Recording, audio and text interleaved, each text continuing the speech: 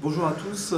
Déjà, je remercie, je suis très heureux de recevoir Jean-Philippe Jaworski pour cette séance du séminaire de narratologie qui est dédiée cette année, je rappelle, à l'intermédialité.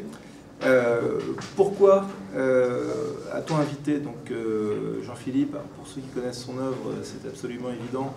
Pour les autres, Jean-Philippe enseigne le français à Nancy et il a successivement publié des jeux de rôle sur table et des romans et nouvelles. Donc pour parler d'intermédialité, on a un praticien des deux domaines et par ailleurs, vous allez voir au niveau théorique, quelqu'un qui n'est pas tout à fait démuni de notions sur les lettres et la narratologie et les différents médias.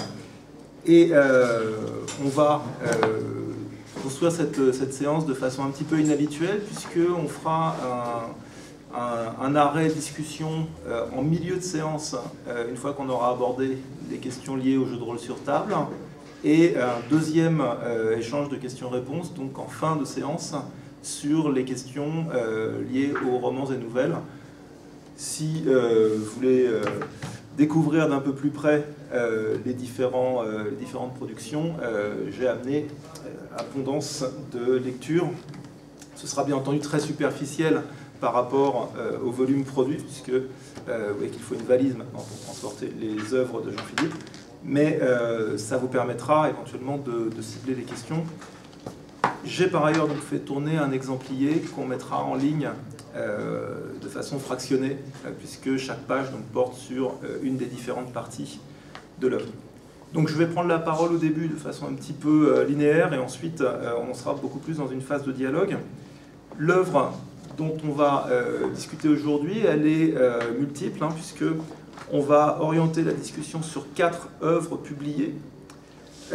D'une part, donc 2 jeux de rôle, donc Tiers Âge et Tédéum pour un massacre, et ensuite donc des romans et nouvelles qui sont centrés donc sur 2 diégèses très différentes.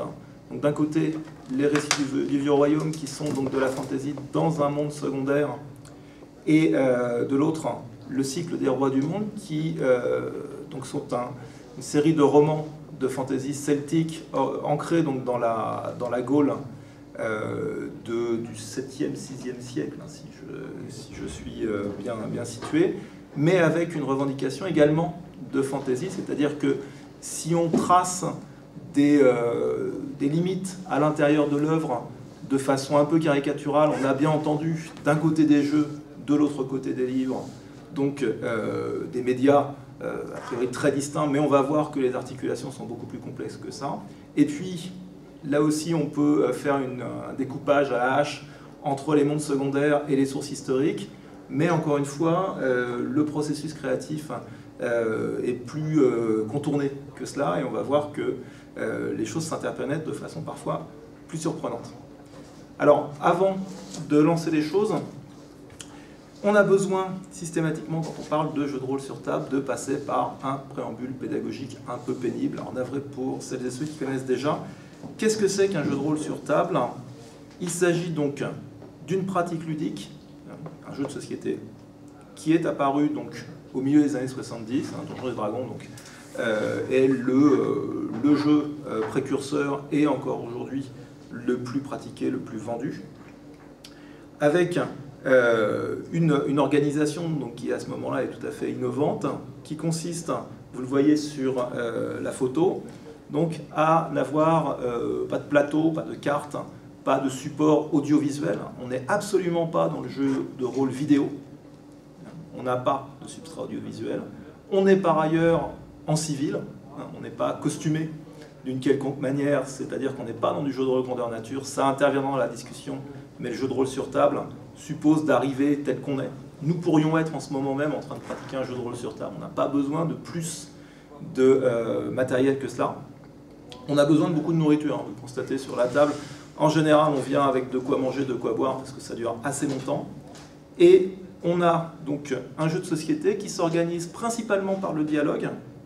Et donc la matière linguistique va être un de nos points de discussion aujourd'hui, avec un personnage donc, qui est dans une situation particulière. Alors là, vous en voyez plusieurs, puisqu'il s'agit d'une convention donc, qui s'est déroulée ce week-end à Lausanne.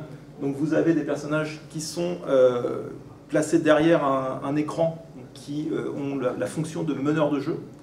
Le meneur de jeu donc, est à la fois l'arbitre, l'animateur de la partie, et chaque joueur autour de la table va interpréter un personnage avec comme support pour réaliser l'interface avec la diégèse fictionnelle un système de règles, un système de simulation.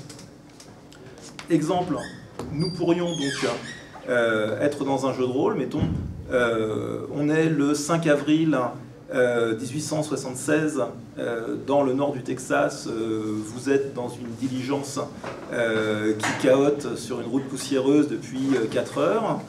Tout à coup, une détonation retentit et l'homme aux petites lunettes fumées qui se trouvait à l'arrière gauche de la diligence s'effondre le front ensanglanté. Que faites-vous? Et à partir du que faites-vous, tout peut arriver. C'est-à-dire que, alors bien entendu, là, si je vous dis que faites-vous, la première objection, ça va être qui suis-je? Qui suis-je et qu'est-ce que je sais faire? C'est-à-dire que si je joue un pistolero capable d'abattre une mouche à 100 mètres, je peux peut-être me mettre à la fenêtre et dire je cherche le tireur. Si je joue un banquier ou une paysanne qui transporte toutes ses économies, je peux peut-être dire au cocher accéléré, c'est une embuscade. Et à partir de cette situation fictionnelle, le meneur de jeu doit tenir compte de ce qu'on essaye de faire à partir d'une création de personnage qui dit qui nous sommes, ce que nous sommes capables de faire et éventuellement quel est le contexte culturel, économique, etc., dans lequel notre personnage va déterminer ses ambitions, ses inquiétudes, les grands déterminants de son action. Le système de simulation sert à tout cela. C'est-à-dire que là, on va parler de système de simulation. C'est bien entendu une façon très pauvre de parler de jeux de rôle. Les jeux de rôle, ça se joue. Tant qu'on n'a pas joué à un jeu de rôle, on en a une vision extrêmement superficielle et caricaturale. Cette situation-là, elle va être ensuite donc, prolongée.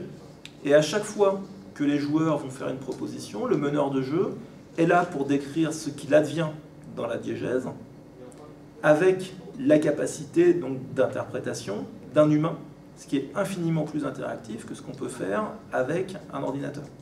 C'est-à-dire qu'aujourd'hui, le logiciel a des capacités d'interactivité, mais qui n'arrive pas à la cheville de ce qu'est capable de faire un meneur de jeu humain, simplement avec son crayon, sa gomme et quelques dés. C'est-à-dire qu'il est capable d'avoir une interprétation qualitative de ce que chaque joueur propose pour son personnage, et par ailleurs, il a comme appui le système de règles qui va permettre de trancher sur toutes les situations qui sont non triviales.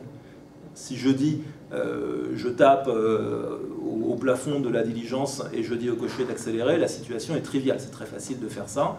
Si je dis je saute en marche alors que les chevaux sont en train de galoper et je me mets en joue avec mon fusil, etc. Là, on voit que la situation est plus problématique. Ça va supposer un recours aux règles et des jets de dés. C'est à ça que servent les règles, à la fois créer les personnages et gérer ensuite la simulation des actions au sein de la diégèse fictionnelle. Je ne sais pas si tu veux ajouter des choses sur cette définition un peu sèche de ce qu'est un jeu de rôle. D'un point de vue éditorial, quand on dit un jeu de rôle, c'est à la fois une expérience ludique et c'est aussi un produit d'édition. Voilà un jeu de rôle.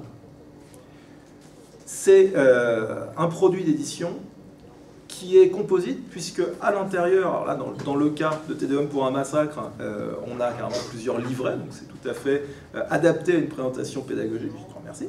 On a des règles, on a une présentation de la diégèse, donc chronique des guerres de religion et la vie en France pendant les guerres de religion, et puis un recueil de scénarios, puisque cette action est scénarisée. Ainsi, pour reprendre mon exemple de tout à l'heure, si ce pauvre homme s'est fait abattre dans la diligence au nord du Texas, c'est parce que le scénariste, qui peut être le meneur de jeu ou qui peut être un scénariste du commerce, on n'est pas nécessairement le scénariste de sa propre partie, a voulu que ça démarre comme ça pour créer immédiatement une tension narrative et pour que par la suite, on ait la curiosité de savoir qui a tiré ce coup de feu, pourquoi cet homme-là a été visé en particulier, etc.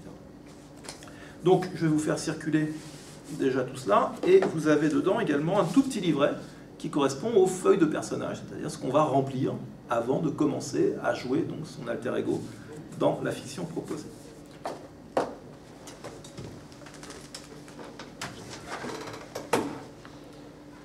Ça veut dire que quand on est l'auteur d'un jeu de rôle sur table, on s'inscrit dans un processus d'édition qui est composite, et il peut y avoir plusieurs auteurs, certains qui travaillent sur le système de règles ou qui récupèrent un système de règles générique, d'autres qui vont travailler sur la description de la diégèse, d'autres qui vont produire des scénarios. Dans le cas de Te Deum pour un massacre, tu es l'auteur central, mais autour, il y a eu un collectif qui s'est formé et qui est intervenu donc à divers titres. Donc l'apparition peut être fractionnée.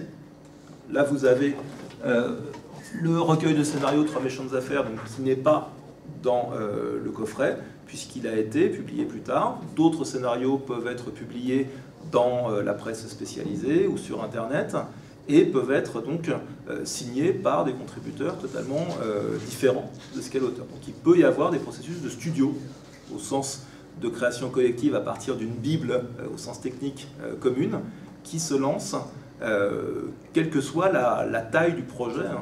Ça peut être sur des projets à diffusion internationale ou des projets purement centrés donc, sur un marché, sur un domaine éditorial donné.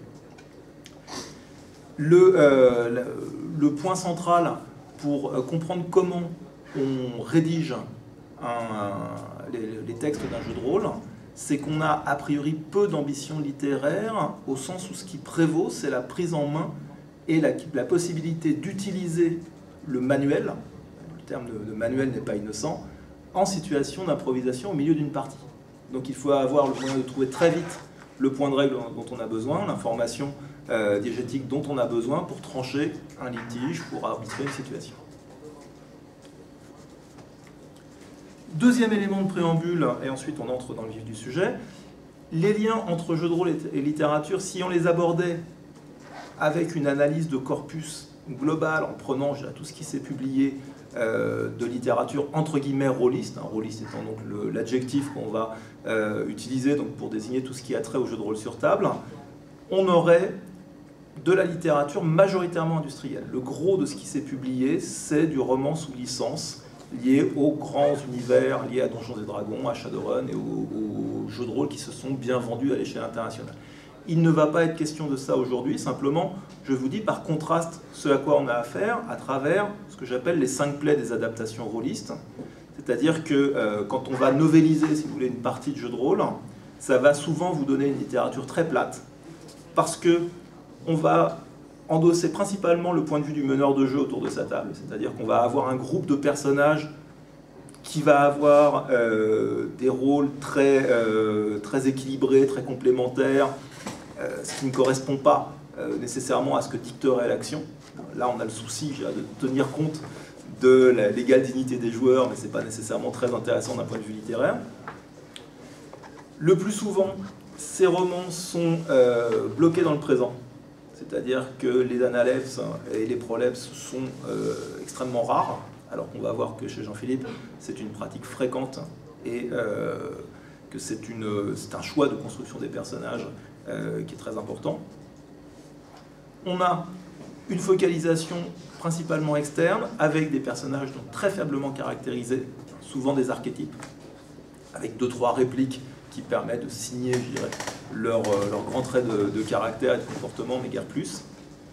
Et puis, dans le pire des cas, des mécanismes de simulation qui vont être apparents. C'est-à-dire qu'on peut avoir des éléments, par exemple, de la métrologie propre aux règles, qui vont indiquer que tel sort qui a été lancé par le magicien agit sur 4,5 mètres, ou vraiment on peut avoir le sentiment qu'on est autour de la table et qu'on est en train de tracer au crayon sur une feuille la manière dont la boule de feu est en train d'incinérer son environnement.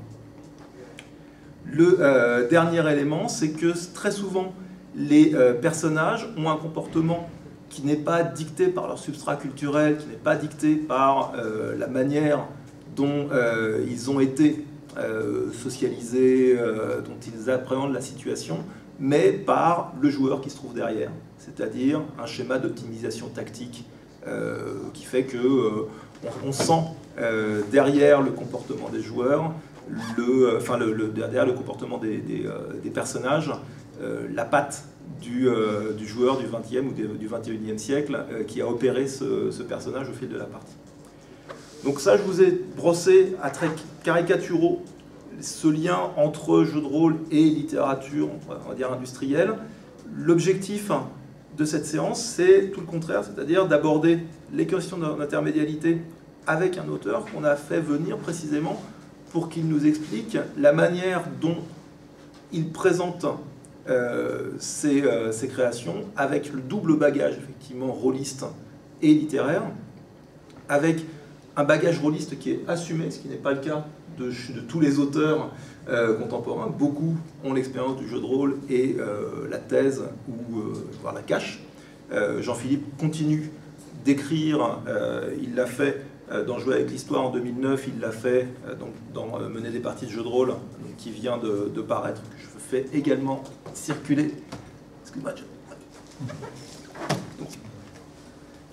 et donc il reste actif, même si, bien entendu, le travail de romancier lui absorbe un temps considérable ces derniers temps. Est-ce que tu veux déjà réagir sur cette présentation ?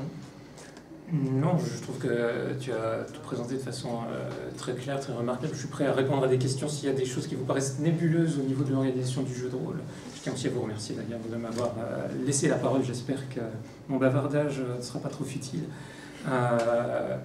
Simplement, effectivement, il y a un certain nombre d'auteurs de littérature de l'imaginaire actuellement, comme le disait Olivier, qui, au nom du caractère très optimisé sur le plan tactique d'un certain nombre de licences de romans de jeux de rôle, réfutent toute relation entre l'écriture romanesque et le jeu de rôle. Il y en a un qui est très proche de moi, Pierre Pevel, on vit dans la même ville, on se fréquente, il a écrit plus de jeux de rôle que moi, mais il fait toujours une distinction extrêmement claire entre l'écriture romanesque et l'écriture de jeu de rôle, alors qu'il écrit de la fantasy qui tire quand même une partie de ses sources du jeu de rôle. Et je pense effectivement que c'est pour éviter une confusion entre toute, entre guillemets, l'infralittérature rôliste et puis une littérature qui reste une littérature de divertissement, mais qui a une patte un petit peu plus esthétique quand même et qui le revendique. Mais sinon, non, j'ai rien à ajouter, c'est très très bien. Merci. Alors, on va commencer donc le panorama de cette œuvre. On a choisi un plan chronologique qui a le grand mérite de nous faire aborder les jeux de rôle d'abord et les romans et nouvelles ensuite. Et surtout, on va cloisonner les choses parce que il y a dans chaque projet, dans chaque œuvre, un ensemble de questions d'intermédialité et de narration qui se posent de façon très spécifique. Le premier, premier dossier entre guillemets, que nous allons ouvrir, c'est celui de Tierzage. Donc, premier jeu de rôle donc, publié par Jean-Philippe. Donc, c'est la première page de votre exemplier. Tierzage, je ne l'ai pas amené, puisque c'est un PDF, hein, c'est un jeu gratuit en ligne qui ne peut que l'être, puisque c'est une adaptation de l'œuvre de Tolkien, ce qui est possible uniquement si on est dans un régime donc, de gratuité. Puisque dès lors qu'on en ferait un profit, il faudrait être détenteur donc, de la licence. Jean-Philippe n'est pas le seul à avoir produit ce type de jeu, hein, j'en vois pour ceux que ça intéresse, notamment au jeu d'Olivier Legrand, hein, qui a également écrit donc, sur Tolkien, qui a écrit sur la série Doctor Who, qui a écrit sur Frank Herbert et l'univers de Dune. Donc c'est une manière de publier son interprétation du jeu sans le moindre profit, mais avec donc la volonté de faire valoir sa version et sa réadaptation du jeu. Donc, dans l'exemplier, vous voyez d'abord le premier texte, hein, qui est le préambule, où Jean-Philippe exprime une certaine insatisfaction quant au jeu de rôle disponible sur l'univers de Tolkien, sachant que donc, le jeu de rôle des Terres du Milieu donc, était la principale gamme dédiée à cet univers-là. Ce qu'il propose, ce sont des règles de création de personnages. On a dit à quel point c'était important, ces feuilles de personnages, qui vont renouer le lien avec l'univers littéraire, notamment parce que les adjectifs qui servent à caractériser les personnages se substituent au nombre qu'on a dans la plupart des jeux de rôle. D'ordinaire, dans un jeu de rôle, on va caractériser la force, l'intelligence, la dextérité d'un personnage par un nombre. Là, systématiquement, ce que propose Jean-Philippe, et ce qu'il fera ultérieurement dans TDM pour un massacre, hein, donc vous avez les fiches entre les mains, c'est que chaque niveau correspond à un adjectif. Et donc on a des échelles de signification qui vont du plus catastrophique au plus exceptionnel, systématiquement avec des adjectifs. Et par ailleurs, l'autre caractéristique qui va trancher par rapport à ce qui était proposé dans le jeu de rôle Les Terres du Milieu et dans beaucoup d'autres jeux de rôle, c'est une création biographique du personnage, c'est-à-dire qu'on va dépeindre son parcours, par exemple depuis un village hobbit avec une éducation, le choix d'une profession, etc., qui fait que lorsqu'on a fini de créer son personnage, on a en partie raconté sa vie et le milieu culturel dont il est extrait. Donc c'est ce que vous avez dans le document 3.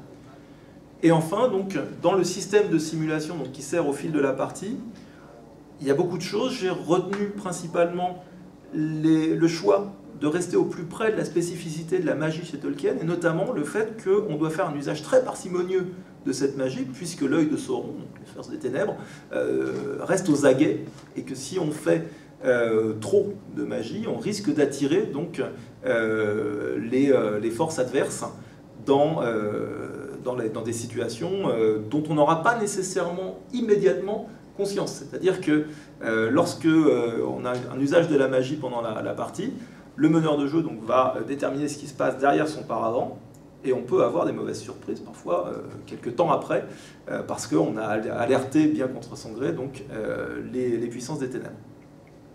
Il y a également, et ça j'en ai donné qu'un extrait, donc qui est le document 5, mais ça irrigue vraiment toute la création du jeu, une attention particulière qui est portée aux environnements naturels. Et on parlait notamment de l'adaptation de Peter Jackson. Tout n'est pas nécessairement exemplaire ni réussi dans cette adaptation, mais Jackson a eu au moins le bon goût d'avoir un sens affûté des environnements naturels, des décors, et d'aller tourner beaucoup de choses en décors réels. Et on voit à quel point les différents personnages créés par Tolkien sont influencés par ce qui les entoure. Donc cette empathie avec l'environnement va se traduire dans le système de règles de tiers-âge. Je te laisse rebondir sur ces différents points. Oui, quelques mots peut-être pour reclarifier les choses pour les gens qui ne pratiquent pas le jeu de rôle. Très souvent, quand on crée un personnage, le personnage, donc, c'est celui que chaque joueur va incarner, ce qui lui permet en quelque sorte de s'immerger dans le récit et de prendre un petit peu les rênes du récit. Donc, la plupart des règles de jeu de rôle, cette création de personnage est essentiellement chiffrée. C'est-à-dire qu'on va donner un score à différentes caractéristiques, en intelligence, en force, en habileté, etc. Du coup, au cours de la partie c'est du récit interactif. C'est-à-dire que le meneur de jeu va raconter quelque chose, les joueurs vont rebondir, le meneur de jeu va tenir compte de leurs réactions et va continuer à filer la narration. Donc on est vraiment dans du récit interactif. Très souvent, avec des règles chiffrées, on se retrouve avec une irruption des scores dans le fil de la narration. On va définir son personnage comme ayant 16 en force, ce qui bien sûr n'a strictement rien de romanesque. Par conséquent, moi j'avais voulu opérer un glissement, c'est-à-dire que ces caractéristiques, ce qu'on appelle les caractéristiques, c'est-à-dire ce qui définit le profil général du personnage, ses compétences, c'est-à-dire ce qui définit ses aptitudes, ne soient plus modélisées sous forme de score, ou en tout cas le moins possible, mais soient modélisées de façon lexicale à travers toute une série d'adjectifs. Pour que, dans le fil de la partie, les joueurs parlent plutôt de leur personnage qui est costaud que d'un personnage qui a 16 en force. Pour effacer un petit peu le volet technique du discours des joueurs, afin de favoriser ensuite une immersion dans le côté narratif de la partie. Alors, en ce qui concerne le tiers-âge, qui est une adaptation ludique du Seigneur des Anneaux, l'autre problème que j'avais voulu contourner et dont parlait Olivier, Le Seigneur des Anneaux est un roman qui a été adapté avec de multiples systèmes de jeu. Le système de jeu qui avait précédé, qui était le système du jeu de la Terre du Milieu, c'était un système qui n'avait pas été conçu spécialement pour jouer dans l'univers de Tolkien. C'était un système de jeu plus général, ce qui fait que les règles de simulation ne cadrait pas avec l'univers de Tolkien. Un exemple tout simple, chez Tolkien, la magie est rare et discrète, enfin pas si discrète que ça, mais relativement rare, relativement discrète. Le système de jeu qui était celui du jeu de rôle des Terres du Milieu, qui était emprunté à un autre jeu, Rollmaster, faisait qu'un magicien de niveau 4 était capable de l'éviter. Et donc, très vite, on avait des joueurs qui, en suivant les règles, s'écartaient de l'univers romanesque de Tolkien, parce que comme les règles leur permettaient de voler, on avait des magiciens volants un peu partout, ce qui est une aberration dans la Terre du Milieu.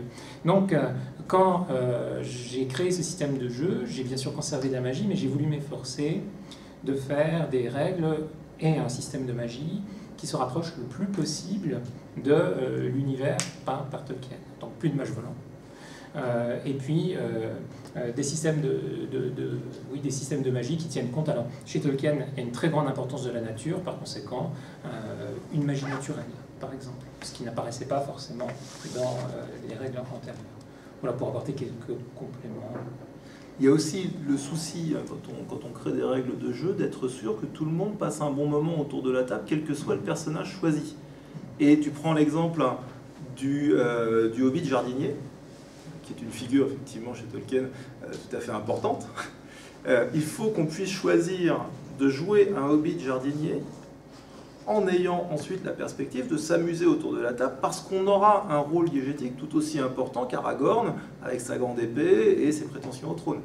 Et donc, ça suppose, quand on conçoit le dispositif des règles, de trouver à ce hobbit jardinier une fonction dans la suite dans l'ensemble de l'aventure, qui fait que malgré les limitations qui semblent évidentes pour de l'épopée d'un personnage qui paraît aussi contemplatif, gentillet, etc., on puisse en faire quelque chose.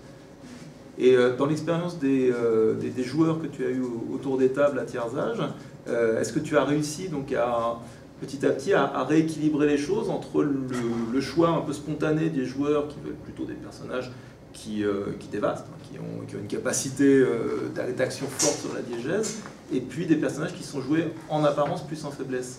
Alors, il y a deux tendances en fait chez les joueurs. Il y a les joueurs qui vont privilégier l'optimisation tactique, c'est-à-dire qu'ils se disent dans un groupe de jeu, il faut qu'on ait des gens spécialisés.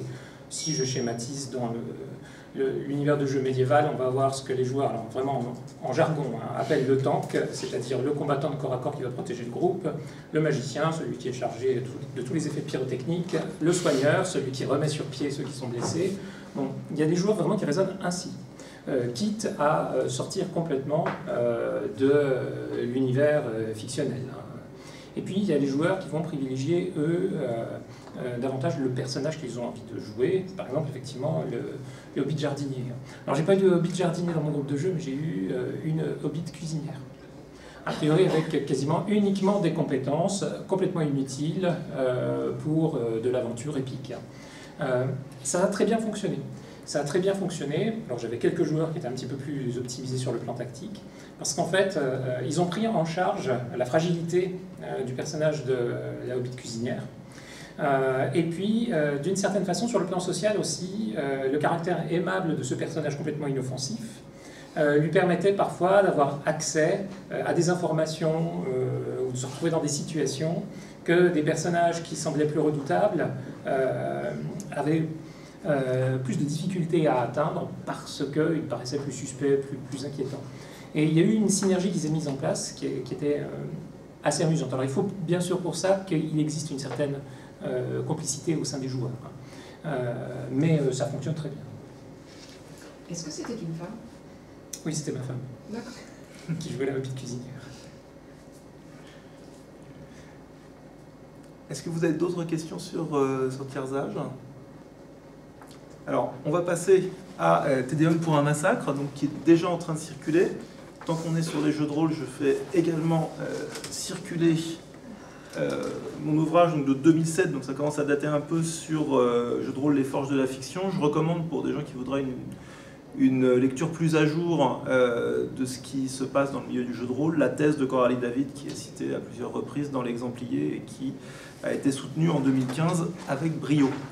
Alors, Tédéum pour un massacre, c'est un jeu donc édité, cette fois, par les éditions du Matagot, qui semble au départ être un pari extrêmement dangereux, puisque ce qui nous est proposé, c'est du jeu historique entre guillemets pur, c'est-à-dire là, pas du tout d'effets de pyrotechnique, pas du tout de recours à la fantaisie, aux éléments, je dirais, qui font que le substrat historique pourrait être enrichi d'éléments en apparence plus rigolos. Et en plus, on nous plonge dans la périphérie immédiate, je dirais, du massacre en question, du massacre de la Saint-Barthélemy, c'est-à-dire qu'on nous propose de jouer dans une époque douloureuse, l'époque donc des guerres de religion, donc cette partie de la Renaissance qu'on a tendance à balayer d'un revers de main en disant que c'était quand même beaucoup plus sympathique du temps de Léonard et de la Renaissance, je dirais, lumineuse. Ce qui est intéressant, et la première interaction qu'on avait eue avec Jean-Philippe, c'était en 2009 quand on a préparé Jouer avec l'Histoire, qui est en train de circuler, c'est que moi, lui demandant donc un article sur ce jeu historique qui était déjà une référence dans ce domaine-là, je m'attendais à tomber sur un auteur féru de guerre de religion depuis tout petit, qui aurait donc amené cette connaissance à un public plus large. Et voilà que, donc Document 6, il me répond que, en fait, la genèse de ce jeu est presque fortuite, découle d'une obligation professionnelle qui est, voilà, jeune enseignant en lettres, des années 90, qui doit traiter donc, des textes du XVIe siècle, qui sont, c'est connu, particulièrement difficiles à enseigner. Comment faire? On se renseigne. Et puis, à peu près à la même époque, donc, le choc de la Reine Margot, donc le film de Chéreau, inspiré de Dumas, mais c'est plus le film que le roman de Dumas qui a un effet déclencheur. Et puis, une première concrétisation ludique de ça, qui n'est pas un jeu de rôle, mais un jeu de plateau.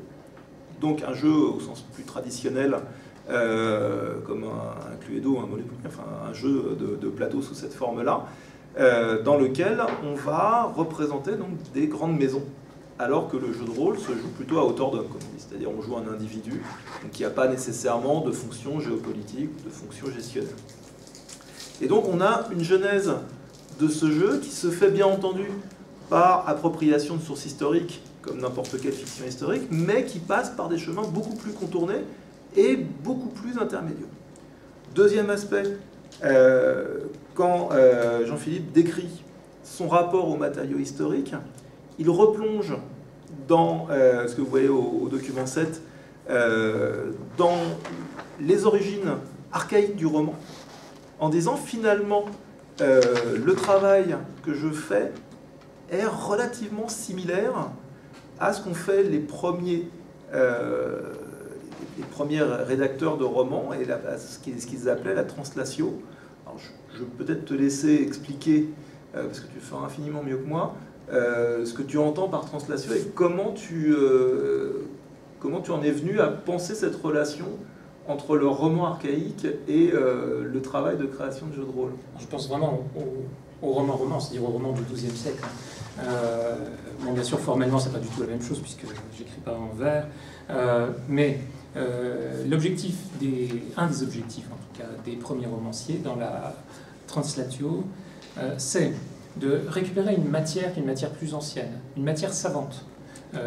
En gros, dans le roman médiéval, soit la matière de Rome, soit la matière de France, soit la matière de Bretagne, et puis de la mettre à la portée d'un public qui a une certaine curiosité intellectuelle, mais qui n'a pas forcément la culture pour comprendre les textes latins, ou pour comprendre des textes, ou pour lire tout simplement des textes. Puisque le roman à l'origine, et c'est en ce sens que je lui trouve une relation avec le jeu, le roman à l'origine est diffusé de façon orale. Il n'est pas lu, hein, il est performé par des jongleurs. C'est une façon donc... alors, dans la translatio, le romancier va accumuler une documentation, on va lui donner une documentation. Hein. Certains auteurs comme Chrétien de Troyes disent qu'ils ont reçu des livres de leurs commanditaires, hein, du comte de Flandre par exemple, pour le comte du Graal. Et puis ensuite ils vont adapter cette matière au goût de leur public. Donc transformer par exemple pour la matière arthurienne des récits qui sont d'origine celtique en récits dans une civilisation courtoise qui est la civilisation romane du XIIe siècle. Donc l'adapter aux attentes du public. Dans le jeu de rôle, et en particulier dans le jeu de rôle historique, je trouve qu'on peut partir, enfin, moi je suis parti d'une démarche un petit peu semblable. J'ai, en ce qui concerne le XVIe siècle, et en particulier le second XVIe siècle qui est horrible et très compliqué, accumulé une grosse documentation, et après quoi, je l'ai restitué sous une forme ludique, sous une forme de règles, de scénarios, pour que des joueurs puissent se l'approprier de façon divertissante et ludique. Donc en ce sens, j'estime qu'il y a translatio, c'est-à-dire qu'il y a une transposition d'une source, de sources relativement savantes, en tout cas historiques, dans une autre forme, qui est une forme plus ludique, ce qui était le cas du roman médiéval. Puis je pourrais revenir ensuite d'ailleurs sur les pratiques ludiques qui sont associées au Moyen-Âge au roman, et qui, à mon sens, trouvent un écho moderne dans toutes les adaptations en jeu de rôle, en jeu vidéo, etc. Et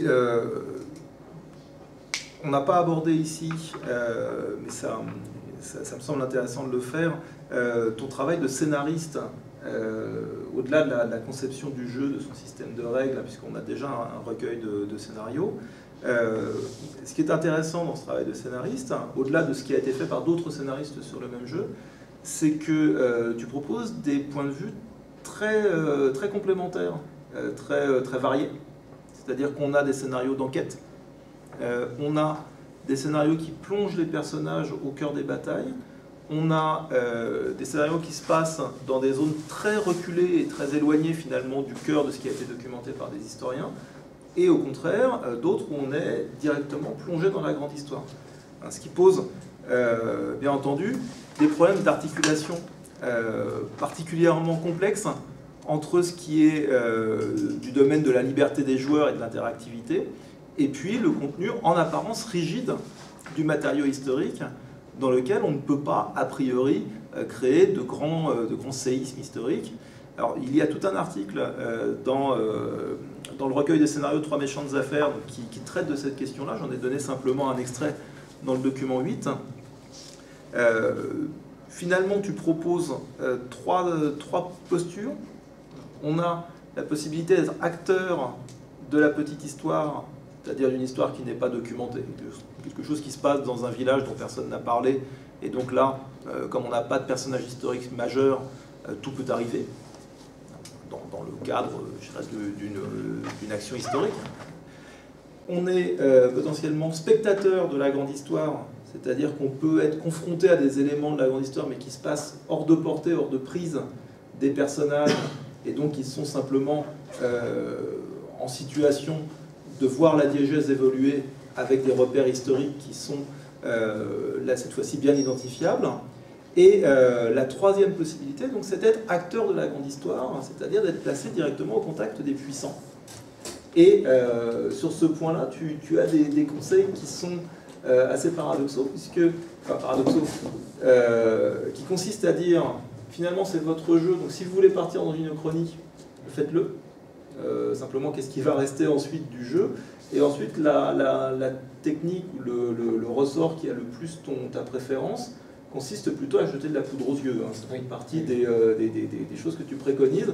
C'est-à-dire qu'on est dans un jeu de société, mais l'idée de jouer en bonne règle peut parfois être éclipsée par le souci de produire une belle intrigue, ou d'avoir une aventure qui produit quelque chose de mémorable aux yeux des joueurs. Donc, avoir la possibilité de blesser, de tuer un personnage historique, c'est très tentant pour voir quelles sont les limites de l'interactivité. Et là-dessus, tu as une série de conseils. Je ne sais pas si on peut revenir sur cette partie-là. Rapidement, alors, je pense que ce qui est essentiel pour qu'un groupe de jeu fonctionne, c'est que les joueurs aient les mêmes attentes. Donc moi, ce que je préconise déjà, c'est qu'au début de la partie, le meneur de jeu et les joueurs se mettent d'accord sur le type de cadre historique dans lequel ils vont jouer. Se mettre d'accord, soit ils vont jouer dans de l'historique pur, c'est-à-dire qu'ils vont respecter vraiment ce qu'on connaît de l'histoire, soit ils se permettent de l'historique romancé, sur le mode Alexandre Dumas, on respecte en gros l'histoire, mais on se permet de lui faire de beaux enfants, donc on peut faire un certain nombre d'écarts. Soit on peut effectivement décider de partir dans l'Uchronie, hein, et même il y a deux types d'Uchronie possibles. Soit on choisit directement un point de divergence qui fait qu'on ne jouera plus exactement dans la même histoire, soit ce sont les personnages eux-mêmes qui peuvent devenir le point de divergence quand ils vont interférer avec la grande histoire et provoquer un bouleversement important. L'essentiel déjà, c'est que tous les joueurs soient d'accord sur une dynamique commune, parce que s'il y a un désaccord, si certains veulent jouer de l'historique pur et que d'autres sont prêts à s'en écarter, on va se retrouver avec des dysfonctionnements. Ensuite, moi, ce qui m'intéresse, bien sûr, c'est davantage l'historique pur ou l'histoire romancée, parce que l'Uchronie nous amène en dehors du jeu historique. Et là se pose la question pour les joueurs. Ce qui est gratifiant pour les joueurs, c'est d'avoir une action sur le récit, donc avoir une action sur l'histoire. Mais ça pose un vrai problème quand l'action des joueurs va interférer avec l'histoire, quand elle va provoquer donc un point de divergence. Alors, oui, je suis un partisan de la poudre aux yeux de différentes façons. Bon, on peut placer d'une part les joueurs dans la clientèle d'un grand personnage historique. Donc leur action va en quelque sorte conforter la ligne historique. Le problème dans un cadre aussi conflictuel que les guerres de religion, c'est qu'appartenir à la clientèle d'un grand personnage historique, c'est presque automatiquement se retrouver dans l'opposition d'un autre grand personnage historique. Et des joueurs qui réussissent de façon flagrante, par exemple dans le cadre d'une bataille, je cite l'exemple de la bataille de Dreux, hein, des joueurs qui se retrouvent face au prince de Condé et qui sont catholiques au cours de la bataille de Dreux peuvent très bien abattre le prince de Condé. Alors là, on se retrouve avec un point de divergence majeur. Le chef de l'opposition protestante meurt une guerre trop tôt. Donc, deuxième optique, en fait, alors c'est un petit peu plus technique, dissuader les joueurs. Dissuader les joueurs d'avoir une action trop offensive contre le cours de l'histoire en procédant par allusion, en leur montrant toutes les difficultés qu'il y a à abattre Condé. Simplement par allusion, en montrant qu'il est très bien entouré, qu'il y a quantité de rêtres autour de lui, que les gentilshommes qui l'accompagnent sont des vétérans des guerres d'Italie. Bon, autre possibilité. Donc, en fait, là, pour le coup, influencer un peu les joueurs, hein, les intimider, les séduire. Troisième possibilité, appliquer aux personnages historiques les mêmes règles, en particulier les règles de passe-droit qu'on accorde aux joueurs. Les joueurs, en gros, je passe sur les détails, mais ont souvent un joker qui leur permet de sauver leur personnage quand ils se retrouvent dans une position qui est intenable. Il suffit pour le meneur de jeu d'appliquer les mêmes règles, c'est-à-dire de donner un joker aux personnages historiques qui ne doivent pas mourir. Alors là, c'est très gratifiant pour le joueur. Bon, j'ai pas eu de joueur qui ait tué Condé, hein, mais il y a la possibilité pour le joueur qui incarne un catholique intransigeant d'affronter un personnage historique majeur, de l'abattre, et puis en faisant jouer ce joker, on a recours à un procédé feuilletonesque. Oui, il est mort, mais il n'est pas vraiment mort. Hein, comme Sherlock Holmes qui est mort et ressuscité. Hein. En fait, il était très grièvement blessé, il a été retiré hors du champ de bataille par ses gentilshommes, il a survécu et il est toujours vivant. Et dans ce cas-là, on arrive à un compromis qui ne frustre pas les joueurs, qui leur donne le sentiment d'avoir commis un acte extraordinaire sur le plan historique, sans pour autant fausser et à parvenir au point de divergence uchronique. Dernier point que je voulais aborder sur Tédéum pour un massacre, c'est un choix que tu fais dans les règles de gratifier les comportements moraux. C'est-à-dire que les personnages sont encouragés, pour mieux réussir leurs actions, à ne pas basculer dans une violence aveugle et au contraire à essayer de maintenir dans une période qui est absolument pas propice à ça, puisque tout le monde affronte tout le monde, de maintenir une position relativement morale. Et tu le défends, c'est dans le texte final du livret de règles, tu le défends à la fois comme une position personnelle et en même temps, d'un point de vue plus narratologique, comme une manière d'enrichir les personnages. Parce que finalement, si les personnages se laissent aller sur la ligne de plus grande pente à la violence qui est induite par leur environnement plus que par la situation de jeu, parce que c'est quand même très amusant de jouer des personnages violents sans avoir à encourir les sanctions qui en découlent d'ordinaire dans nos sociétés, on est amené à avoir des personnages plus complexes si d'une façon ou d'une autre, ils sont amenés à combattre ce type de penchant. Il y a plusieurs raisons à ça. Bon, il y a sans doute dans ce volet un peu moral des règles qui font, en gros, quand on encourage davantage des personnages qui auront un comportement humain que des personnages qui auront vraiment le comportement du fanatique ligueur ou du fanatique iconoclaste du côté humain. Plusieurs raisons. Première raison, il y a peut-être une vague influence de la littérature du XVIIe siècle selon laquelle le texte littéraire doit avoir une fonction morale, donc le jeu devrait avoir une fonction morale. Peut-être qu'inconsciemment ça a joué. La deuxième raison, c'est une raison pratique. Pour avoir beaucoup joué, on voit très souvent les joueurs se défouler en jeu. Donc toutes les frustrations accumulées pendant la semaine vont trouver un exutoire cathartique par l'exercice de la violence simulée en jeu. Dans un climat aussi terrible que celui des guerres de religion, je me disais, en plus il y a en quelque sorte un prétexte historique, il suffit au nom d'un certain intégrisme, ce qu'on appelle l'intégrisme du roleplay chez les joueurs, ça consiste à dire, puisque mon personnage a tel trait de caractère, je le joue à fond. Donc, en d'autres termes, traduit en termes de jeu de rôle historique de la Renaissance, puisque mon personnage appartient à la clientèle du duc de Guise, il est ultra-catholique, il va massacrer tous les protestants qu'il va rencontrer. Et là, il y a un risque de dérive, c'est-à-dire que le joueur va se réfugier derrière la construction de son personnage pour exprimer en fait un certain nombre de frustrations et de mauvais instincts. Ça me gênait un peu de voir instrumenter ce jeu de rôle historique de cette façon-là. Donc c'est en quelque sorte un garde-fou, ces règles qui disent attention, un personnage qui va se mettre à massacrer, à commettre les pires atrocités, Dieu sait combien il y en a eu au XVIe siècle, c'est un personnage qui va être un peu pénalisé sur le plan des règles par rapport à un personnage qui va être humain.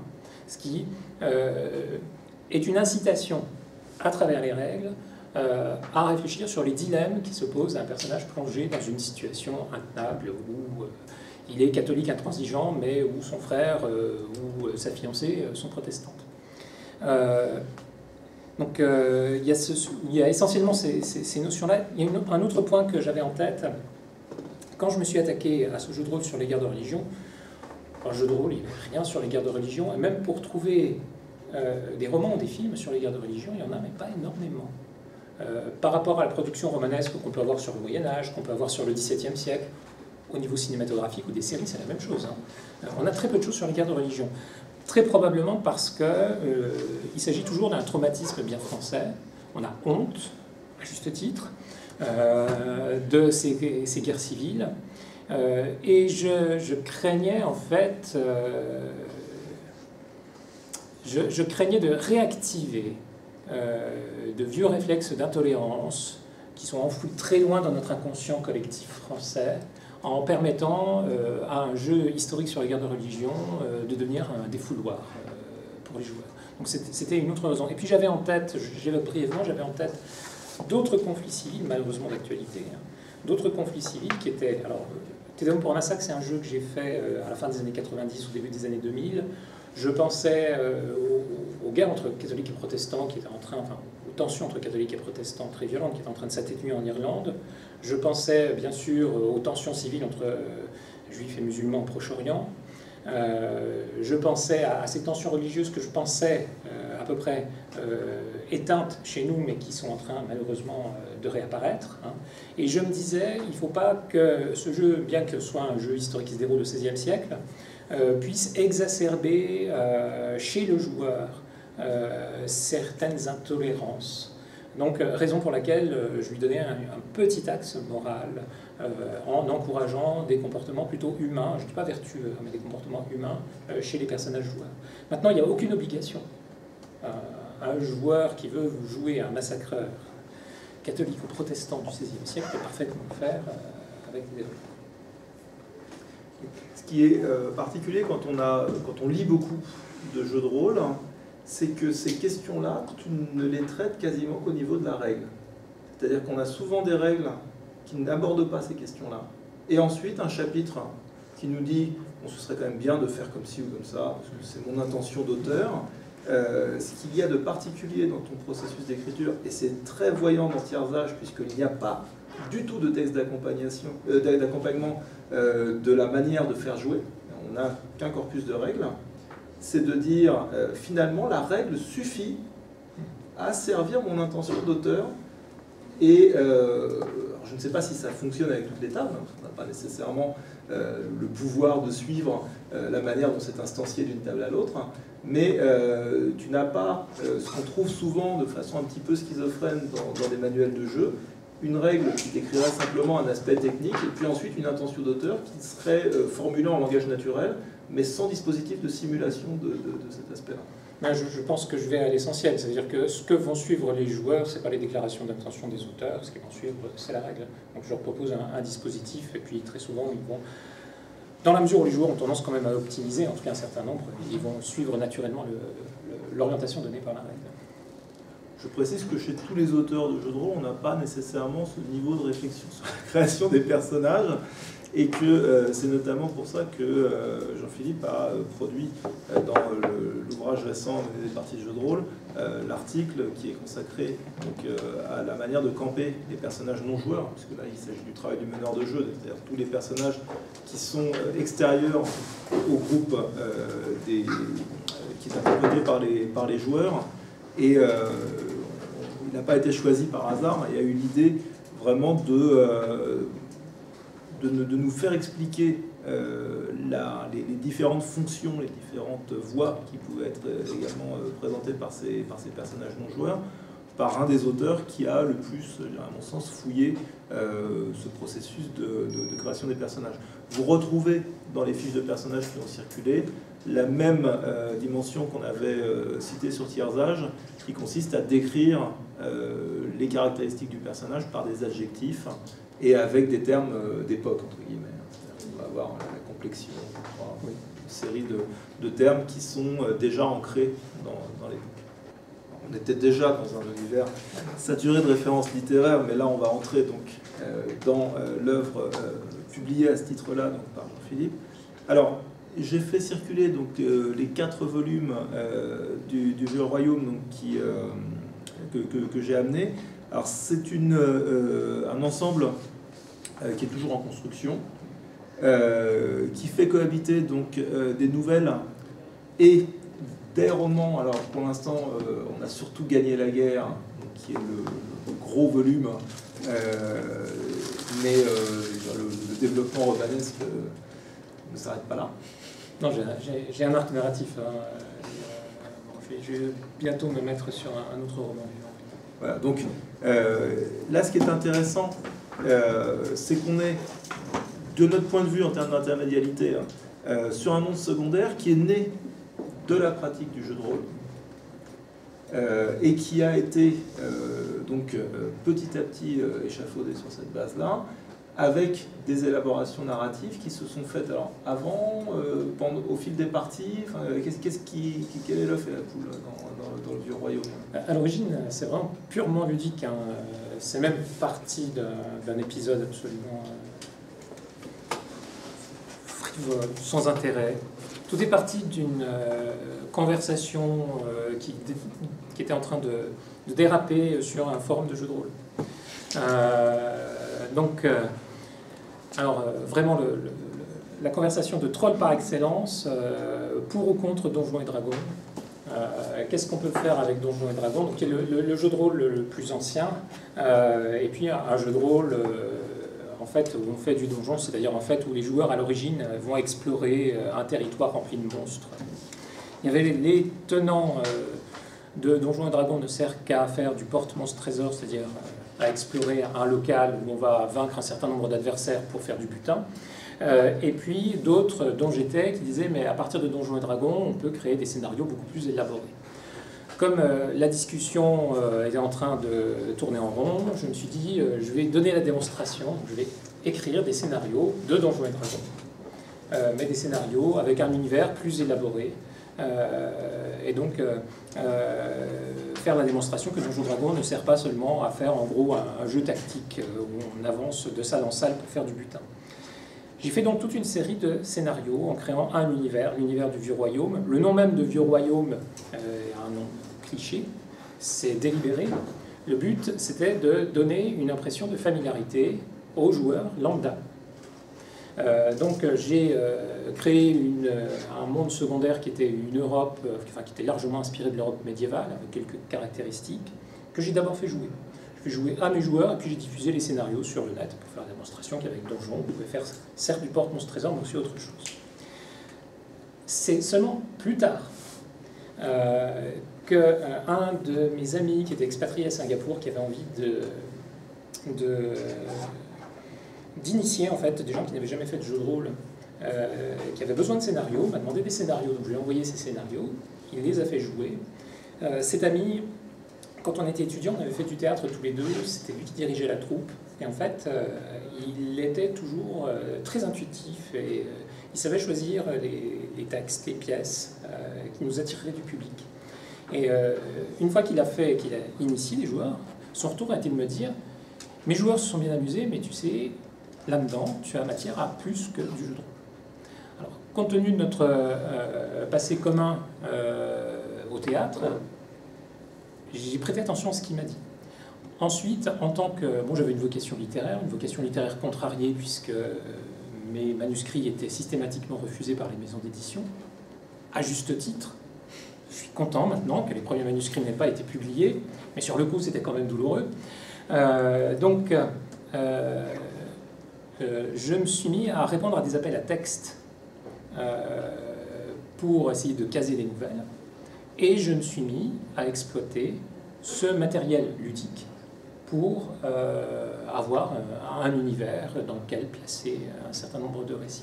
Donc c'est dans un second temps en fait, que je me suis lancé dans l'exploitation romanesque d'un univers qui à l'origine était un univers qui était purement ludique. Et alors ce qui est tentant quand on a des dizaines d'heures de parties en mémoire, ou sous forme de notes ou autre, c'est bien entendu de basculer dans la partie racontée. C'est-à-dire que ça correspond aux 5 plaies de la littérature rôliste dont je parlais tout à l'heure, c'est-à-dire la tentation de faire simplement une espèce de compte-rendu froid et assez répétitif de ce qui s'est passé pendant les parties.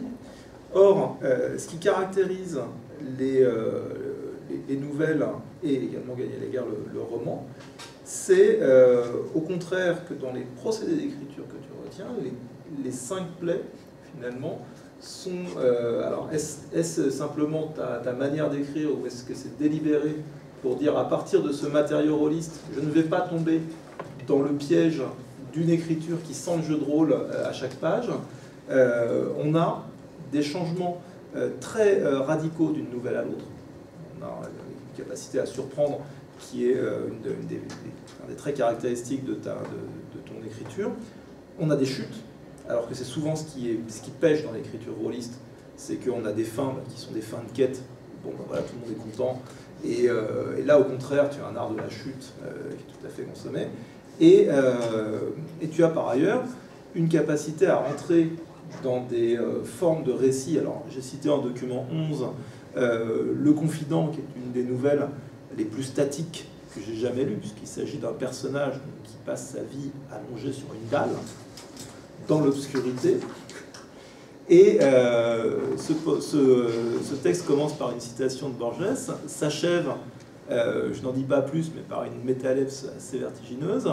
Et donc on est dans des choix d'écriture qui sont très très éloignés des stéréotypes qu'on peut avoir sur les auteurs qui ont fait du jeu de rôle et qui ne font que du compte-rendu de partie, et qui par ailleurs vont changer d'un texte à l'autre. C'est-à-dire qu'on peut être vraiment dans le picaresque, qu'on peut être dans la chronique guerrière, si vous avez vu notamment Montefeltro, on n'a quasiment pas d'éléments fantastiques dans le texte, et on est presque plus dans les guerres d'Italie que dans de la fantasy. On peut avoir au contraire des textes qui titillent le merveilleux. Donc, de quelle manière tu as choisi d'avoir cette variété d'écriture? Est-ce que le matériau ludique recueilli a servi de base? Ça s'est passé comment ce processus? Oui, d'une part, le matériau ludique a servi de base. D'autre part, oui, c'est délibéré, je n'ai pas voulu faire des comptes rendus de partie, alors là, je ne voulais absolument pas, et en ce sens, quand je citais Pierre Pevel tout à l'heure, je le rejoins sur le fait que faire un compte rendu de partie, c'est un très très mauvais plan pour écrire un roman. En plus, j'avais un certain nombre de contraintes, certaines contraintes externes, certaines contraintes que je m'imposais. Alors, tu parles des nouvelles à chute. Oui, je voulais faire des nouvelles à chute, parce que pour moi, la nouvelle à chute, elle est intéressante. Je n'ai pas fait d'ailleurs que des nouvelles à chute, puisque j'ai tendance aussi à faire des romans à chute. L'intérêt de la chute, c'est que la surprise ou la frustration fait perdurer l'univers de la fiction dans l'imaginaire du lecteur. En ce sens qu'on attend une suite, on attend une résolution, on attend quelque chose, et du coup ça continue à macérer. Donc ça m'intéresse. D'autre part, j'avais un certain nombre de contraintes. Quand je répondais à des appels à texte, j'avais des contraintes thématiques. Du système Montefelon, la contrainte thématique, c'était Roi et Capitaine, puisqu'il s'agissait d'écrire une nouvelle pour une anthologie des Imaginales, Roi et Capitaine. Donc j'y ai mis des capitaines et j'y ai mis un roi. Et puis bien sûr, le volet épique était compris dans la thématique. En plus de ça, moi je m'imposais des contraintes.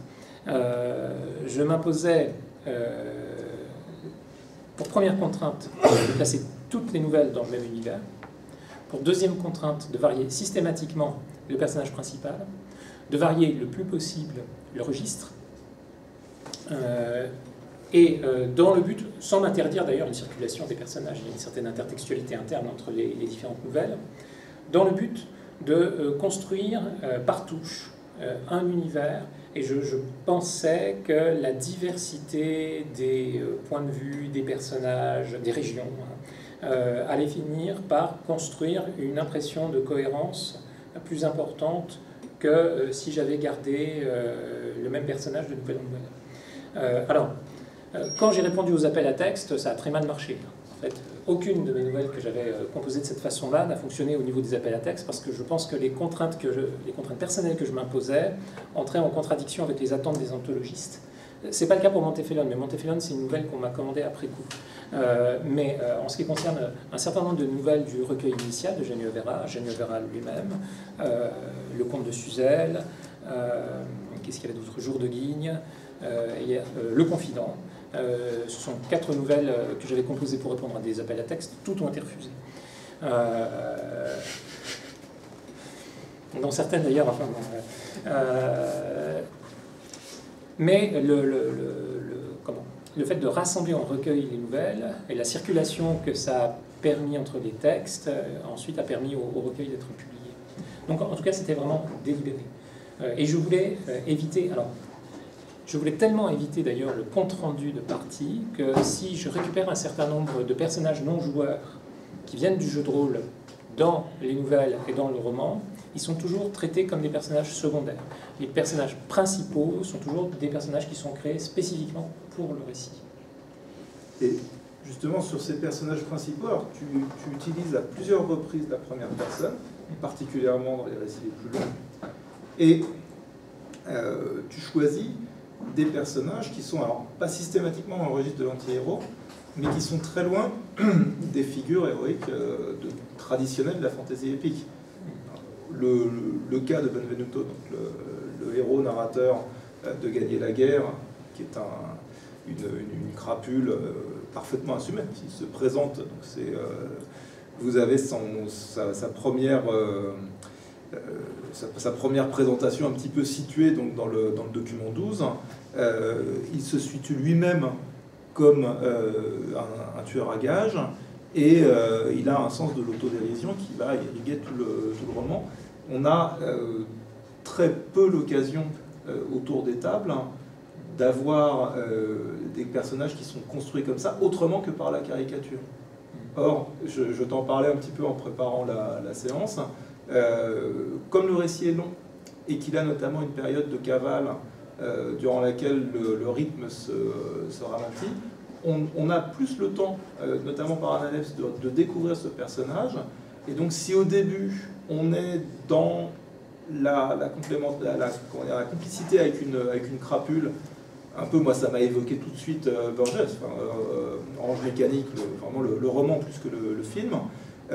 Ensuite, au fil du récit long, on a des relations beaucoup plus complexes à ce personnage qui se construisent.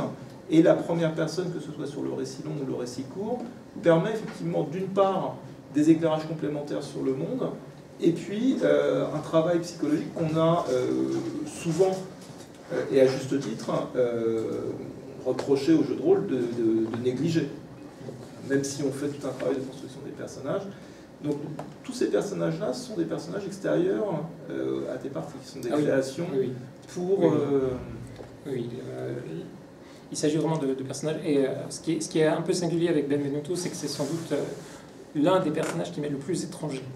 Parce que sa création... Bien sûr. Oui, bon, je le dis peut-être aussi pour éviter de paraître trop scandaleux. Mais bon, puisque tu es gentil quand tu dis que c'est une crapule, hein, c'est une immonde raclure, hein, il a absolument toutes les qualités. C'est un assassin, un voleur, il est raciste, il est violeur, enfin bon, tout pour lui.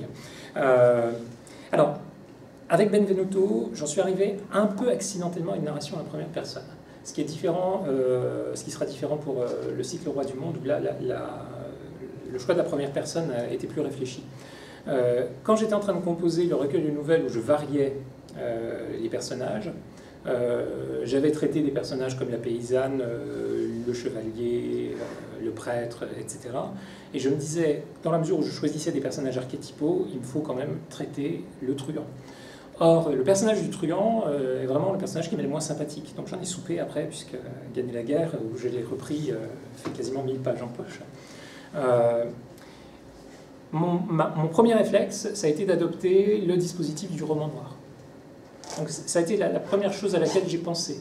Je me suis dit, il faut raconter à la première personne.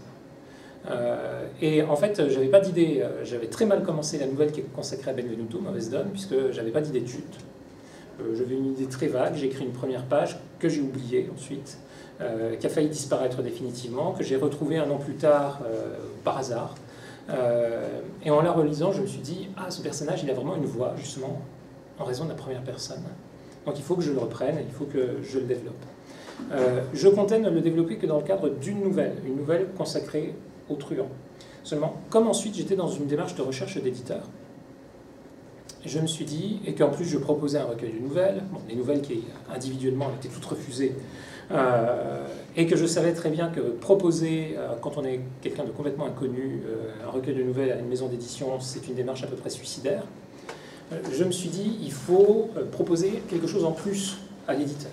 Donc il faut lui proposer au moins un projet de roman qui se situerait dans le même univers. Et j'avais sondé mes premiers lecteurs sur les nouvelles qui leur avaient le plus plu. Il y avait deux nouvelles qui revenaient. Le conte de Suzelle, mais le problème du conte de Suzelle, c'est que c'est une nouvelle où on suit toute la vie d'un personnage de son enfance quasiment à sa mort, donc il n'y avait plus grand-chose à raconter sur elle. Et puis, il y avait Mauvaise Donne, qui là raconte une petite tranche de vie assez agitée de ce truand. Donc je me suis dit, si je dois emporter l'adhésion d'un éditeur, il faut lui soumettre un projet de roman sur le personnage qui rapporte le plus d'adhésion, soit Benvenuto. Donc c'est Benvenuto qui s'est imposé à moi, et la narration à la première personne, du coup, qui s'imposait à moi, puisque c'était déjà celle de la première nouvelle. Alors ensuite, c'est certain que c'était un choix un peu accidentel, mais un choix heureux, parce que donner la parole au personnage, au narrateur-personnage, aussi longtemps, et un narrateur-personnage qui a très très mauvais esprit, donc qui est très drôle, même si c'est vraiment un enfoiré pour reprendre son propre terme, c'est quelque chose qui a capté l'attention et de l'éditeur et d'un certain nombre de lecteurs. J'aborde maintenant donc, le dernier volet donc, qui concerne le cycle des rois du monde, donc, qui a circulé également, et qui donc a la particularité de nous ramener vers une géographie qui est a priori familière, mais comme elle n'est pas cartographiée, elle n'a pas le risque, elle ne présente pas le risque de nous ramener vers un espace qu'on connaît trop bien, qui est celui donc de la Gaule. Et tu as,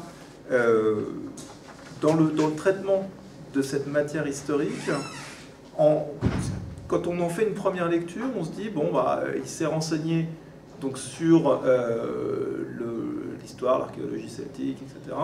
Et puis il a produit du roman historique. Et en même temps, on a le sentiment qu'il y a quelque chose de plus.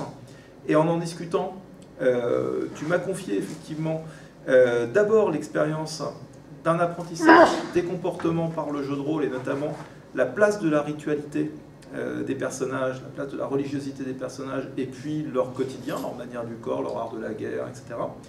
Et plus loin, et c'est un point qu'on n'a pas encore abordé ensemble, l'expérience du grandeur nature, c'est-à-dire cette fois-ci le jeu de rôle en situation, en immersion, en costume, et le dialogue avec des reconstituteurs. Alors je ne sais pas si chacun sait ce que sont des reconstituteurs, ce sont des personnes qui, à titre de loisir, quelques-uns à titre professionnel, mais c'est quand même plutôt rare, donc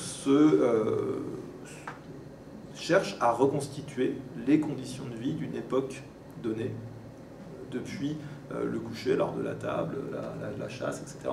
Et donc tu as eu des échanges avec des reconstituteurs. Tu me parlais tout à l'heure, par exemple, de personnes qui se remettent à faire du filage à partir de laine brute, de la manière de manipuler un bouclier, d'éléments comme ça qui font que quand on lit Roi du Monde, on n'a pas simplement l'effet de documentation livresque sur une matière historique, mais certains éléments qui donnent l'impression que tu as manipulé toi-même les objets dont tes personnages parlent, ou que tu as participé à des festins, alors ce n'est pas nécessairement de première main, mais en tout cas c'est encore une forme d'intermédialité qui nous intéresse, puisque là on a l'expérience du jeu grandeur nature, sur laquelle on avait entendu il y a quelques mois Sébastien Cap, qui a fait sa thèse sur le sujet. J'avance ou je vais peut-être aller au bout, oui. Comme ça tu rebondis sur l'ensemble.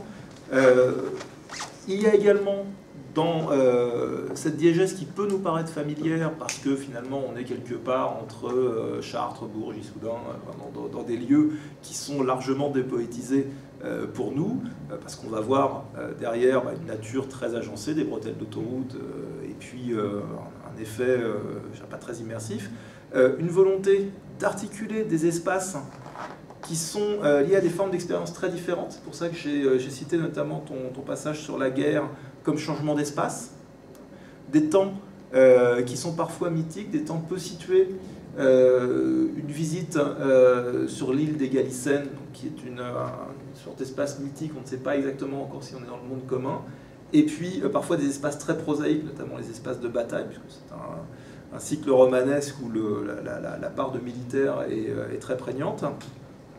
Donc on a cette articulation des espaces et des temps qui font que le voyage du personnage, le voyage d'abord dans sa propre mémoire, mais également dans cette géographie, non seulement se fait à hauteur d'homme, mais se fait avec des modalités d'expérience qui varient. On est, je pense, parfois proche d'un espace rêvé ou halluciné. Et certains passages sont indécidables. On ne sait pas si on est confronté à des éléments fantastiques ou à des éléments de la rêverie du héros narrateur.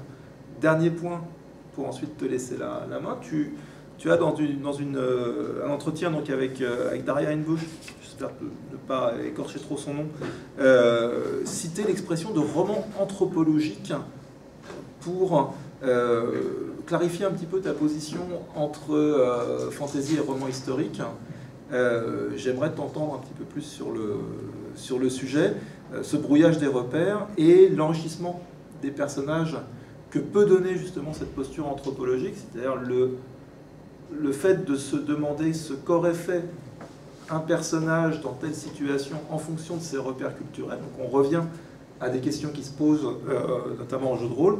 Je vous encourage, alors je n'ai pas trop cité dans le document 16 la scène de chasse royale qui est un des pivots du roman. Le héros doit sauver son ami et mentor, et alors qu'il est pourchassé par l'armée adverse, sa seule idée est de sacrifier ses chevaux, son bien le plus précieux, pour essayer d'invoquer l'aide divine. Donc là, on est dans un passage qui donne une épaisseur extraordinaire au personnage, précisément parce que personne d'autre n'aurait fait ça particulièrement si on était autour d'une table dans des schémas d'optimisation tactique dont on parlait tout à l'heure.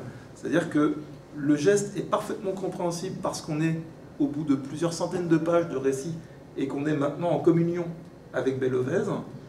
Et ce point est une espèce d'aboutissement de la construction du personnage, même si son histoire va se poursuivre encore pendant plusieurs volumes. Je te laisse la main parce que j'ai beaucoup de mal à m'arrêter sur Roi du Monde.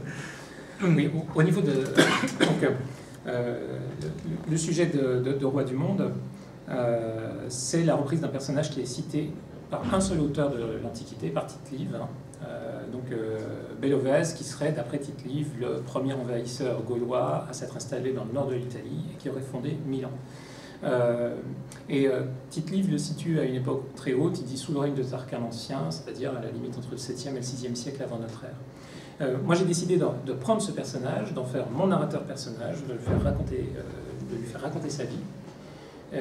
Et ce qui m'intéresse, c'est d'essayer d'adopter le point de vue d'un homme archaïque, avec une culture, et même avec une culture relativement raffinée, plus raffinée que les clichés qu'on peut avoir sur le monde gaulois, mais avec une mentalité qui est complètement archaïque. C'est pour ça que je parle plus d'un roman anthropologique que d'un roman historique. Alors, bon nombre de mes lecteurs me disent « Oui, mais ça, c'est plus du tout de la fantaisie. C'est du roman historique, parce que c'est documenté sur le plan archéologique, c'est documenté sur le plan historique, c'est documenté aussi sur le plan linguistique. » Pour moi, ça n'est pas du roman historique, d'une part parce que j'essaye d'adopter le point de vue d'un homme archaïque, mais je sais très bien que je serais incapable de restituer le point de vue d'un homme archaïque. Donc c'est une recréation, une spéculation sur une pensée archaïque. L'autre point qui fait qu'on n'est pas dans le roman historique, c'est que le surnaturel est présent. Bon, il est présent bien sûr dans les mentalités, dans les rites, etc. Mais surtout, au sein du roman, il y a des personnages sujets qui sont des dieux ou des personnages surnaturels. Par conséquent, là, on s'écarte du roman historique. Je pense que dans le roman historique, on peut trouver des personnages surnaturels qui sont des objets. C'est-à-dire auxquels on voue un culte, grâce auxquels on essaie d'avoir recours à des sortilèges, etc. Mais quand ces personnages surnaturels deviennent des personnages sujets, et ils sont là, alors même si parfois on a du mal à les percevoir, là on est bel et bien dans un monde secondaire, dans le rêve d'un monde mythique, ce qui n'empêche pas que c'est quand même une tentative de reconstitution de la perception du monde par un homme archaïque pour lesquels les dieux sont bel et bien des personnages sujets. C'est en ce sens que je parle d'un roman anthropologique et pas d'un roman historique qui ne prétend pas restituer le monde tel qu'il existait au 7e, 6e siècle avant Jésus-Christ. Il crée bel et bien un monde secondaire, un monde qui est influencé par des mythes qu'on connaît très mal d'ailleurs. Donc il prétend essayer de se rapprocher, pas reconstituer, c'est pas possible, se rapprocher d'une vision ancienne du monde, mais ça reste bel et bien un monde secondaire, en ce sens que ça ne peut pas correspondre au monde tel qu'on l'a connu. Alors, et j'ai voulu gommer le plus possible, effectivement, toute l'action des premiers romans se déroule en Gaule, c'est-à-dire en France. J'ai voulu gommer le plus possible les noms des lieux qui pourraient encore évoquer une correspondance géographique actuellement. C'est la raison pour laquelle, par exemple, la capitale des Bituriges, c'est Avaricum, c'est Bourges. Mais dans la mesure où Avaricum est cité par César dans ses commentaires, que le lieu est connu, j'ai préféré déformer son nom et lui donner en fait un nom bâtard. En fait, je l'appelle le gué d'Avara tout simplement parce que c'est le sens gaulois d'Avaricum, c'est le gué sur l'Avara. L'Avara est une des petites rivières au pied de la colline de Bourges. Voilà pour le roman anthropologique. Alors au niveau de l'exploitation du jeu, quand j'ai commencé à écrire la série, j'ai fait jouer mes joueurs dans le monde celtique de l'Antiquité. Et je me suis rendu compte de plusieurs choses. Alors il y a des parties qui ont bien fonctionné, des parties qui ont mal fonctionné. Qu'est-ce que j'entends par là? Il y a certaines parties où les joueurs ont adopté le point de vue de ces hommes archaïques. C'était extraordinaire. Au tout début, ils ont essayé de se localiser sur la carte. On est où là? Est-ce qu'on est en France, etc. Et puis très vite, ils ont oublié ça. Et le monde s'est offert à eux. On jouait en Europe, alors en fait on jouait dans le Norique, quelque part au sud de l'Autriche, bon je ne leur ai pas dit. Dans la mesure où ils ne parvenaient plus à se repérer, Ils étaient extrêmement sensibles aux paysages qui étaient décrits par la partie, au peuple qu'ils rencontraient, et ils avaient le sentiment, et c'est un sentiment qui me revenait à moi en tant que maître de jeu, qu'ils avaient un monde immense qui s'offrait à eux. C'est une des raisons pour lesquelles j'ai intitulé le site Le Roi du Monde, c'est pas la seule raison, hein, c'est juste la traduction, et c'est la traduction qui semble intéressante, du nom des Bituriges. Les Bituriges qui nous ont donné donc notre ville de Bourges, en fait, se nommaient eux-mêmes les rois du monde. Parce qu'ils avaient ce regard archaïque comme quoi le monde leur était offert. Alors j'ai des parties qui ont mal marché, parce que j'ai des joueurs qui n'ont pas réussi à essayer de se mettre à la place d'hommes archaïques, et ont joué, alors je les faisais jouer au IIIe siècle avant notre ère, ont joué avec une mentalité d'hommes contemporains. Ils se sont comportés au IIIe siècle avant Jésus-Christ dans une culture celte comme des investigateurs du début du XXe siècle, de façon bien rationnelle, en cherchant des indices, en posant des hypothèses, en vérifiant les hypothèses, sans prêter absolument aucune attention, par exemple, aux augures, alors que dans le cadre d'autres parties, les joueurs étaient très sensibles à tous les signes qui les entouraient. Ce qui m'a servi aussi dans la composition du roman, alors moi j'ai pas fait de reconstitution, j'ai eu des témoignages de reconstituteurs, je me suis documenté, mais j'ai fait aussi du jeu de rôle grandeur nature, c'est-à-dire du jeu de rôle costumé, et même si ça n'était pas dans un cadre celtique, j'ai eu quelques vécus ludiques de combats, d'affrontements, de banquets, et ça m'a servi en fait à nourrir tout le volet sensation du roman. Pas le volet culturel, puisque là j'allais puiser mes sources chez les historiens ou chez les archéologues, mais les sensations, les lumières, la violence, l'effet de masse aussi qui est très présent, en particulier dans Chasse Royale. Ça c'est quelque chose qui vient de l'expérience ludique, qui est ensuite transposé à l'univers romanesque. Voilà quelques éléments. Sur cette idée d'une vérité sensible que tu me citais, à propos donc de la construction du roman, est-ce que lorsque tu crées les dialogues, c'est bien entendu un point sur lequel on n'a pas de traces de première voire de deuxième main sur ce qui a pu se dire. On en a de troisième. Troisièmement, est-ce que tes choix de dialogue peuvent être influencés aussi par l'expérience du jeu ou d'autres supports, ou est-ce que tu es vraiment sur, entre guillemets, la page blanche?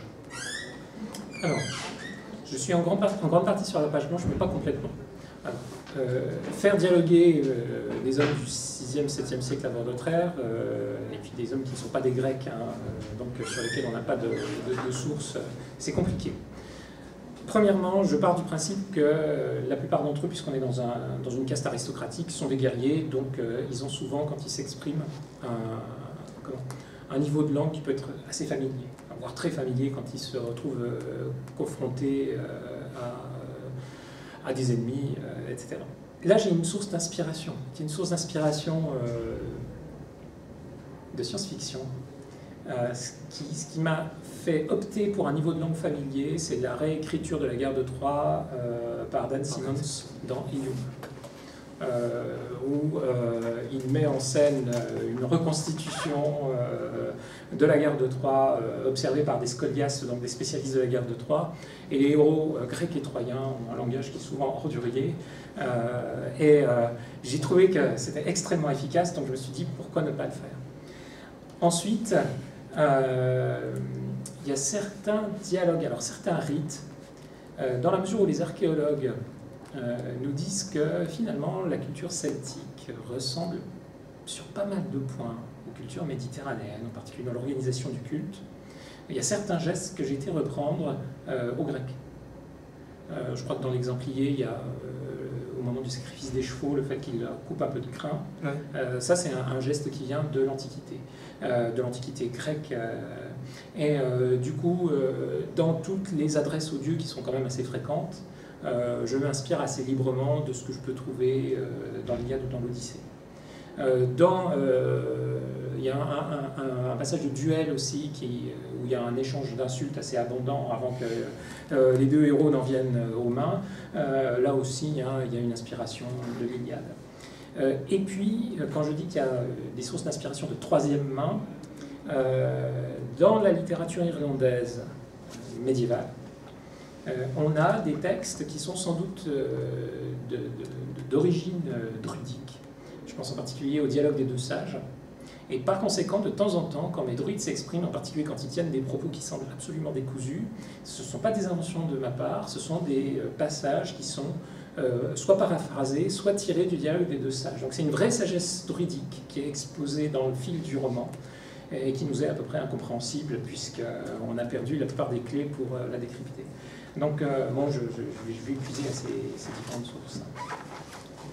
En revanche, se mettre à la place d'un homme ancien pour raconter une histoire, ça pose de très très gros problèmes, en particulier sur le plan lexical et sur le plan métaphorique. Parce que, par exemple, pour citer un exemple sur lequel je reviens souvent, c'est une difficulté sur laquelle je suis tombé dès la première page du roman. La langue française est remplie de notions fondées sur l'argent. Et à une époque aussi haute, il n'y a pas d'argent. Les notions de dette, de paiement existent, mais l'argent n'existe pas. Et dans la mesure où je fais parler à un homme dont il parle autour du VIe siècle avant notre ère, il faut effacer toutes les métaphores, toutes les comparaisons qui sont en connexion avec la monnaie.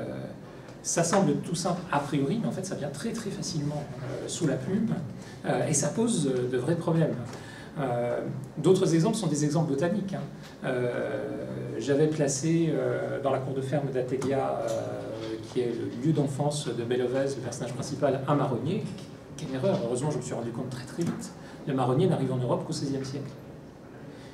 Et il y a donc un certain nombre d'éléments anachroniques qui peuvent non seulement apparaître dans la diégèse, mais aussi dans le fil de la narration en elle-même, auxquels il faut être très attentif. Je suis persuadé qu'il y en a des quantités que je laisse passer. Mais il faut essayer d'éliminer le plus possible tous ces éléments anachroniques, ce qui restreint le champ des figures et le vocabulaire qu'on peut employer. Je te remercie infiniment. Je remercie l'assistance également.